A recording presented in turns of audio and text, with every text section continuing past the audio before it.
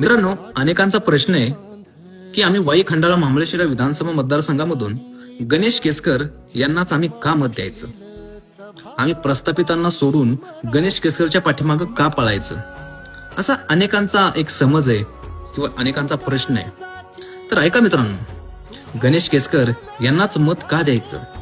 कारण तो माणूस एका विस्थापित कुटुंबातला आहे, ज्यांचे वडील गणेश केसकर यांचे वडील अजूनही मेंढपाळी करतात.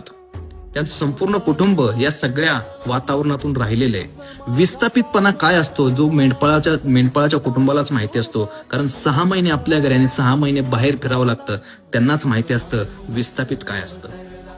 मित्रांनो, गणेश केसकर हा एक उच्च शिक्षित तरुण आहे, एक चांगलं शिक्षण घेतलेले, समाजाबद्दल जाण भान या सगळ्या गोष्टी त्यांना खूप आहेत.